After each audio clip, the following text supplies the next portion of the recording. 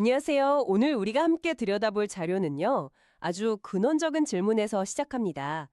생물학자들은 인간이 오랜 진화의 산물이라고 하는데, 신의 인간 창조와는 어떻게 다른가? 이 질문 아마 한 번쯤은 다들 생각해 보셨을 거예요. 과학과 종교 사이에 아주 오래된 논쟁거리잖아요. 그렇죠. 인류의 시작에 대한 가장 오래되고 또 가장 거대한 두 개의 이야기니까요. 보통은 둘 중 하나를 믿어야 한다고 생각하고요. 맞습니다. 그런데 저희가 오늘 살펴볼 자료, 2026년 1월 18일자 한 강의의 질의응답 내용인데요. 여기서는 이 둘을 대립시키는 대신에 아주 독특한 방식으로 엮어내고 있습니다. 네, 그래서 이번 탐구의 목표는 바로 이 제3의 관점, 그 논리가 어떻게 구성되어 있는지를 속속들이 파헤쳐보는 겁니다. 네, 시작하기 전에 오늘 다루는 내용이 어떤 과학적 사실이라기보다는 하나의 독자적인 세계관에 가깝다는 점을 먼저 짚고 넘어가면 좋을 것 같아요. 아, 좋은 지적이십니다.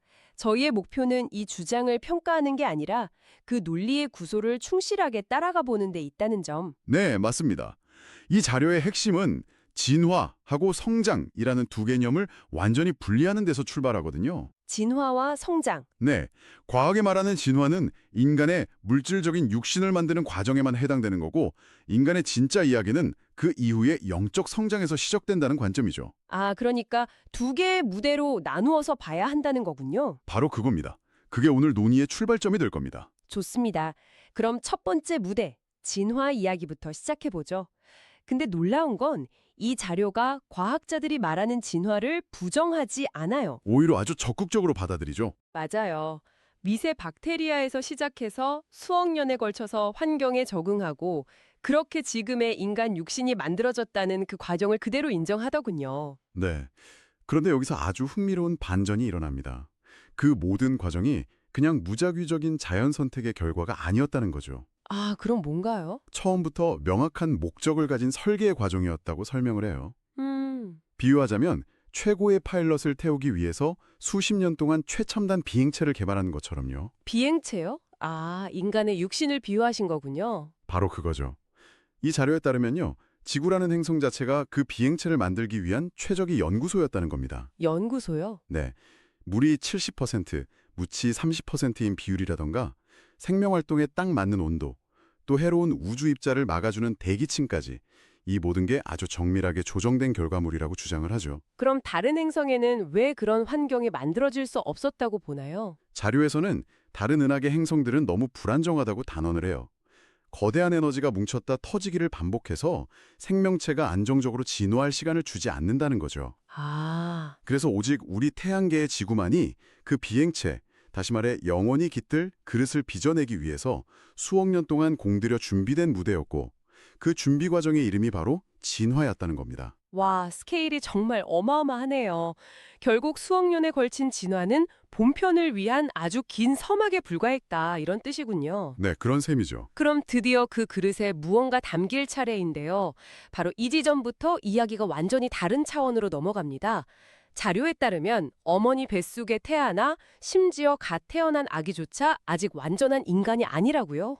네, 그저 최고의 기술로 완성된 비행체일 뿐 아직 파일럿이 타지 않은 상태라는 거죠.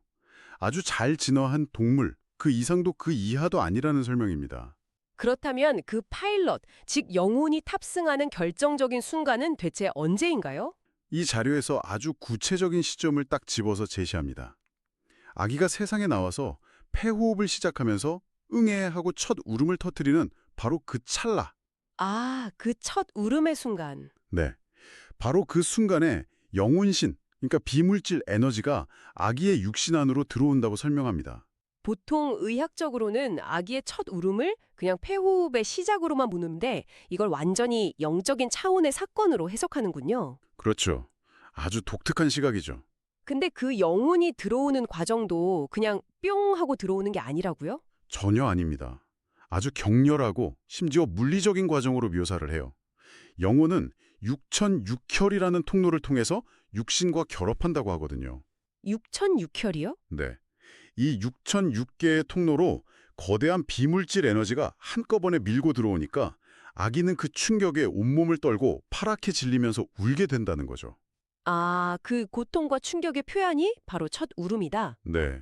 잠깐만요. 육천육혈이라는 개념은 저도 처음 들어보는데 굉장히 구체적이네요. 6006개라는 숫자는 어디서 나온 건가요? 이게 뭐 한의학의 경락 같은 건가요? 좋은 질문입니다. 자료에 따르면 이 개념은 고대 경전인 천부경의 원리를 바탕으로 재해석한 거라고 해요. 우리가 아는 일반적인 경락과는 다른 영적인 에너지가 드나드는 차원의 통로라고 설명을 하죠. 아, 그래서 이 6006개의 통로를 가진 특별한 그릇, 이 육신을 만들기 위해서 그토록 오랜 시간의 진화가 필요했다. 이런 논리로 이어지는 겁니다.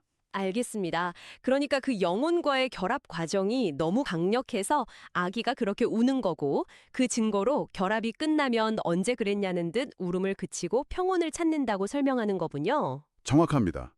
영혼이라는 파일럿이 조종석에 완전히 자리를 잡은 상태라는 거죠. 그렇군요. 이때부터 비로소 물질인 육신과 비물질인 영혼이 결합된 존재. 그래서 사익안자를 써서 인간이라고 부를 수 있게 된다는 설명입니다. 아, 그 사이라는 의미가 거기서 나오는 거군요. 네, 개나 소 같은 다른 동물들은 이 과정이 없기 때문에 그냥 동물로 남는 것이고요. 알겠습니다. 영혼이 들어와서 인간이 된다. 그런데 개나 고양이와 인간이 다른 점이 단순히 영혼이 있고 없고 그 차이뿐일까요? 이 융합으로 인해서 질적으로 완전히 다른 동물에게는 없는 무언가가 생겨난다고로 설명하나요? 네, 바로 그 지점이 이 설명의 하이라이트라고 할 수 있습니다. 이 융합은 단순히 1 더하기 1이 2가 되는 과정이 아니라고 말해요. 그럼요. 완전히 새로운 제3의 무언가가 탄생하는데 그것을 마음 에너지라고 부릅니다. 마음 에너지. 흥미로운데요. 심지어 이 에너지는 창조주인 신조차 혼자서는 만들 수 없다고요. 그렇습니다. 오직 물질인 육신과 비물질인 영혼이 결합하는 그 순간에만 생성되는 아주 특별한 에너지라는 거죠. 생성 원리는 어떤가요? 이렇게 설명합니다. 아까 영혼이 6006개의 혈, 즉 통로를 통해 들어온다고 했잖아요. 그때 그냥 쑥 들어오는 게 아니라 그 통로의 벽을 비비면서 들어온다고 표현해요. 비비면서요? 네, 그 마찰로 의해서 이 6006개의 스파크 입자가 파바박 하고 튀어오른다는 겁니다. 스파크 입자라. 마치 부싯돌을 부딪혀서 불꽃을 일으키는 것 같은 그런 이미지네요. 아주 적절한 비유입니다. 마치 물과 시멘트 가루라는 전혀 다른 두 물질이 만나서 콘크리트라는 완전히 새로운 성질의 제3의 물질을 만들어내는 것과 같은 원리라고 설명합니다. 아, 영혼 그 자체에도 육신 그 자체에도 없던 새로운 에너지, 마음이 탄생하는 순간이라는 거죠. 이 6006개의 스파크 입자들이 하나로 뭉쳐진 것이 바로 마음 에너지의 실체입니다. 그래서 이 자료에서는 만약 6006개의 입자가 온전히 생성되지 않으면 마음 에너지를 만드는 데 문제가 생겨서 정신적으로나 육체적으로 온전치 못한 상태, 즉 기형이 될 수도 있다고까지 설명합니다. 그만큼 인간의 존재에 절대적인 에너지라는 뜻이군요. 신도 영혼도 혼자서는 못 만들고 오직 육신과의 결합이라는 특정 조건을 통해서만 생성되는 고유한 에너지 체계. 이것이 인간을 다른 모든 존재와 구분짓는 핵심이라는 거고요. 네. 두 개의 다른 차원이 만나서 제3의 에너지를 만들어내는 것. 그것이 인간이라는 존재의 본질이라는 주장입니다. 알겠습니다. 그럼 지금까지 나온 조각들을 한번 맞춰보죠. 수억 년에 걸친 진화로 육신이라는 그릇이 만들어졌고 태어나는 순간 영혼이 결합하고 그 과정에서 마음 에너지라는 특별한 연료가 생성된다. 네, 맞습니다. 이 세 가지가 합쳐져 비로소 인간이 된다는 그림이네요. 그럼 이 다료가 궁극적으로 말하고자 하는 핵심은 진화와 성장을 구분해야 한다는 점으로 다시 돌아가겠군요. 정확합니다.